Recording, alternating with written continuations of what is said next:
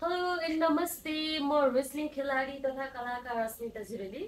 तपाईँले देखि नै हाल्नुभयो पहिला र अहिलेको डिफ्रेन्सेस। यहाँ चाहिँ मेरो चाहिँ राइनोप्लास्टिक सर्जरी गरेको थिएँ हाम्रो डाक्टर नयनसँग।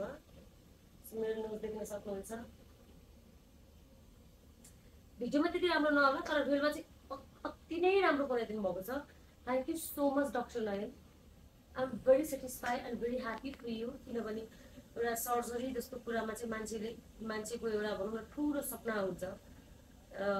म चाहिँ यस्तो गर्छु भन्नुहुन्छ but finally my dream came true because of you.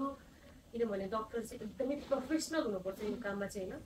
जस्तो सर्जरीको कुरामा प्रोफेसनलिजम चाहिँ तपाईँले जुन तरिकाले मलाई सर्जरी गरिदिनु भयो, मलाई कुनै पेन पनि फिल भएन, मलाई सर्जरी गरेको फिल पनि भएन, मलाई थाहा पनि छैन कोहीले सर्जरी गरेको कतिखेर गरेको भनेर होइन। सो यति राम्रो रिजल्ट विथ नो पेन। धेरै कस्टमरले भन्नुहुन्छ नेपालमा सर्जरी राम्रो हुँदैन यता त्यता, त्यस्तो होइन। नेपालमा सर्जरी राम्रो हुन्छ तर डक्टर सही चुज गर्न सक्नुपर्छ।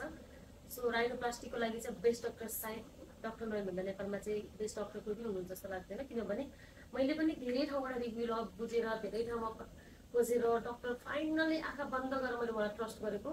Now I am very happy. मान्छेहरूले नेपालमा सर्जरी गरेर ऊ राम्रो भएन भनेर त्यो नेपालमा नगरेर यता त्यता भन्नु हुन्छ कि उनीहरूको राम्रो भएन भनेर उनीहरूले ब्याड रिभ्यू चाहिँ पुरै नेपालको डक्टरलाई दिएर हुन्छ। बट त्यस्तो होइन।